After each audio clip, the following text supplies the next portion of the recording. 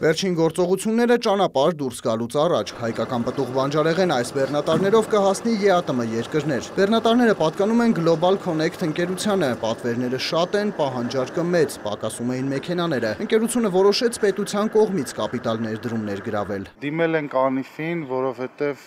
ունեինք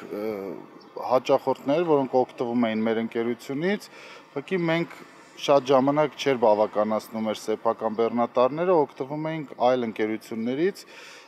եւ բացի հայկական նաեւ այլազգի տրանսպորտային ընկերություններից, այդ իսկ պատճառով որոշեցինք ունենալ մերը։ Սեփականն ունենալու համար ընկերությանը ձեռք մեկնեց ANIF-ը։ Ձեռնարկատեր պլյուս պետություն ներդրումային ֆոնդը ANIF-ի դուստր կառույցն է, գործակցում է մասնավորի հետ, գործում գումար ներդնում, փոխարենը բաժնեմաս ստանում։ Տվյալ դեպքում հիմնադրամը Global Connect-ին 1.4 միլիոն դոլար է տրամադրել նոր բեռնատարներ ձեռք բերելու համար։ Ներկա պահին 9 բեռնատար արդեն Հայաստանում է,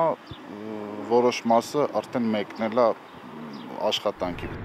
Եվս 3 բեռնատար շուտով մեր երկրում կլինի, իսկ ընդհանուր 15 մեքենա են պատվիրել։ Հիմնադրամին ներկայացրել են ռազմավարությունը, ավելացնել մեքենաների քանակը, բեռնափոխադրումների ծավալը, գործակցել տեղական խոշոր արտահանողների եւ ներկրողների հետ, տրամադրել որակյալ ծառայություններ։ Այս տարեսկզբին ստորագրված համաձայնագրի արդյունքում ընկերության բաժնեմասի 49%-ն անցել է ձեռնարկատեր պլյուս պետություն ներդրումային ֆոնդին։ Այս փուլում կարելի է ասել, որ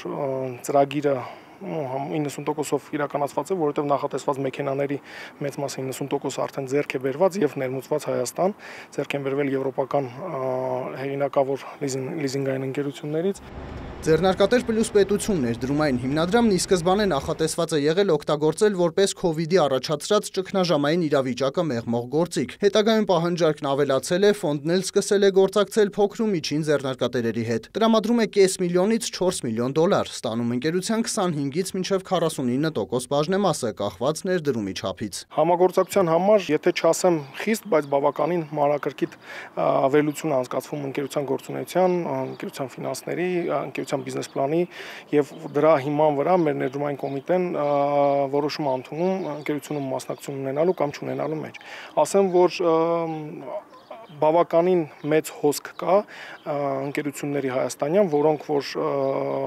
տեսնում են, որ կարող են համագործակցել եւ տեսնում են, որ պատրաստ են կապիտալ ներդրումների, այլ ոչ թե ասենք բանկային վարկավորման։ Ֆոնդի գործունեության ընթացքում 200 հայտ է ներկայացվել, 6-ի դեպքում կնքվել է համաձայնագիր, խոստանում են առաջիկայում եւս մի քանի հաջողած գործակցության մասին հայտնել։ Այսպես ANIF-ը փորձում է խթանել ու ակտիվացնել ներդրումային դաշտը, նաեւ արմատավորել բաժնեմասնակցային ներդրումների մշակույթը։ Մուշեղ Իսախանյան, Աշոտ Խաչատրյան, լուրեր։